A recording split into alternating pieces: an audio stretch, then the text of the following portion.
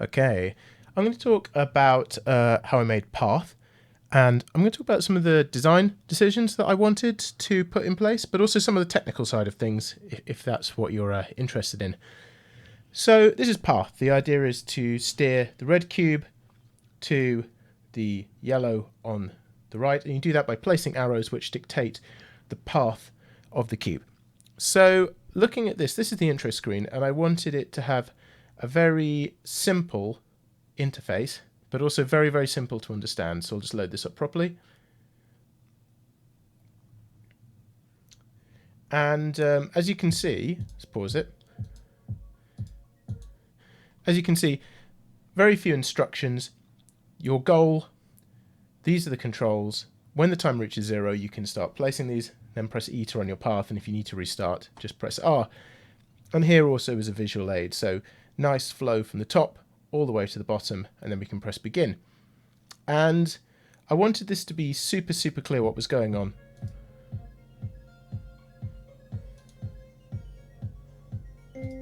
So I press this, and immediately we see a grid with a few things happening on it. We've got the timer, we've got the level, we've got the instructions which are toggleable, and then we've got the red square and the yellow square. But now we see this light yellow.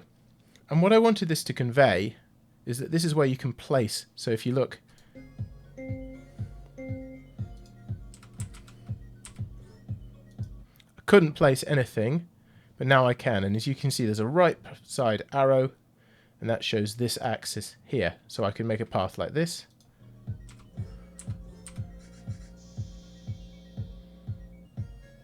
So there's quite a few things that were going on in there. So let's go back. Once again, we can see that there's different axes that you can go on. You could start this way, or you can start this way. And you have a little countdown to check the path. And then I also wanted to provide some auditory feedback. So whenever you put something in place,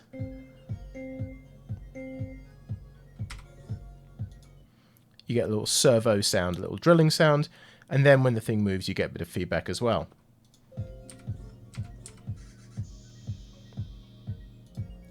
And then finally, a little sizzle symbol to let you know that you've done it.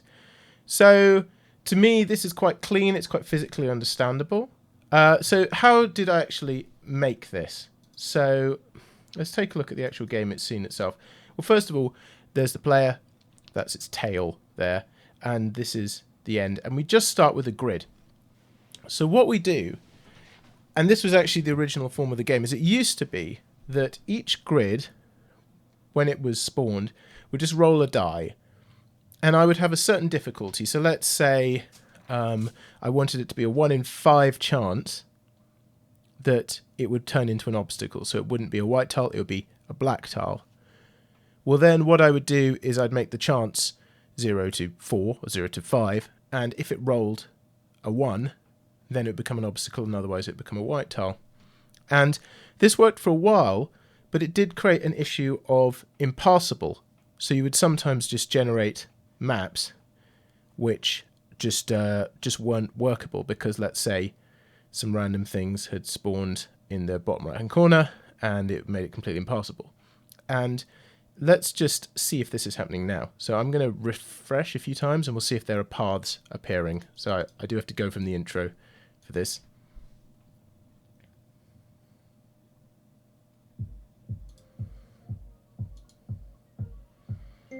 Okay, so we can see that there's a path, goes down and to the right. I'm going to refresh.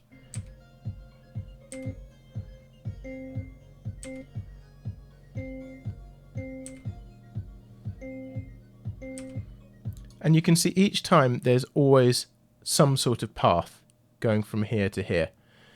So how did I do this? Well, this is something I put in really, really late.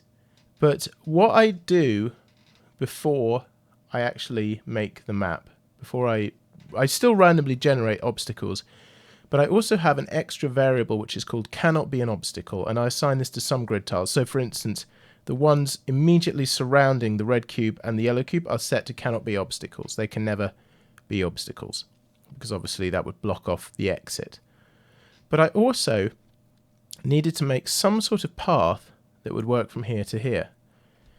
So what I thought is, without going down the route of pathfinding or anything like that, or anything too complex, I just thought, well, what if we had a little fella who walked around and found a route?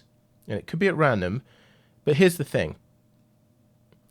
I know that to get to here, from here to here, let's say from this point, it needs to go right 1, 2, 3, 4, 5, 6, 7, 8, and needs to go down 7.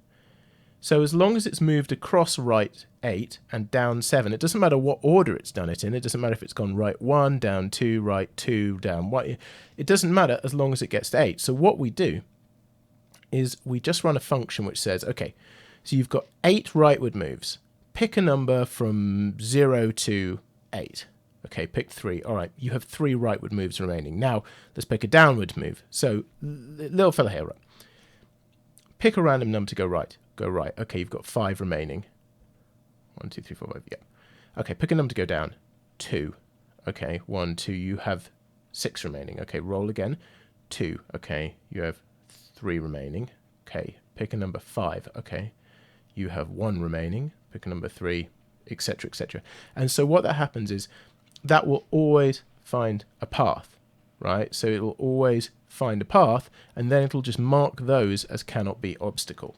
So the first thing which happens is I have a little random walker who makes a path, sets those so that they can never be obstacles, and then sets the rest at random. So really what there is there's a kind of critical path running through here, and then a lot of other stuff which might suggest you could go different ways. And there are different paths, but those are accidental. There is one critical path, right? And I could actually display what this critical path is just by pulling up a script. So let me see if I can find this. So this is it's not the counter one, it's the walker. So I've called it walker behavior. Let's pull that up.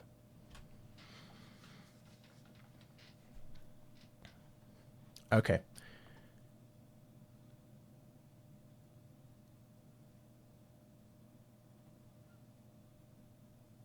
So what this does is it's essentially going through and saying cannot be obstacle, but if I take these off and I run this script, it should color them green as well. So this is what we might call the critical path.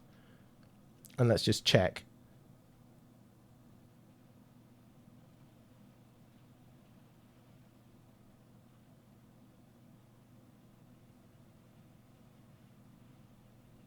Well, doesn't seem to like that very much. Here we go.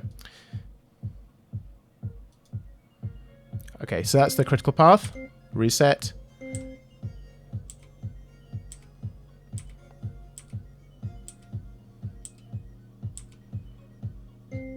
And you can see, like magic, it's generating a critical path that can always be used.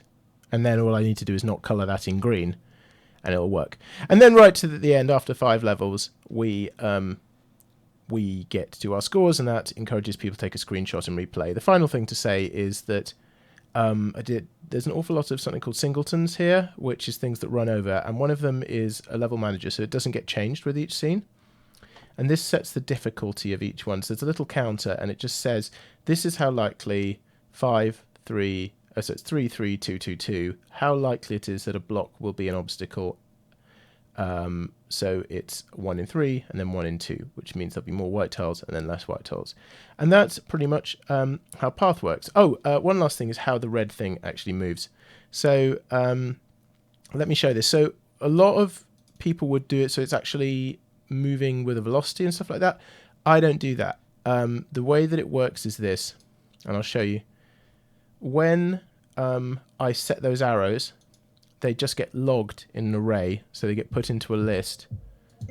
So I'll show this.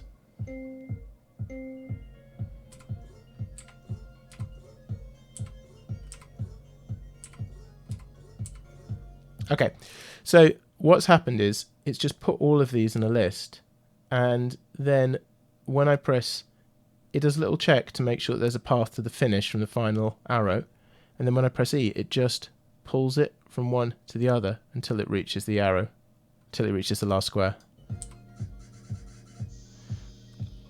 Which means I don't need to worry about velocity, I don't need to worry about transforms that much. It's just doing something called lerping. It's lerping from one target to another. I don't need to worry about where they are exactly. It'll just do it because they're stored in an array. which is a little bit fiddly, but by God, it works. Anyway, so that is Path. I hope you enjoyed it, and catch you next time.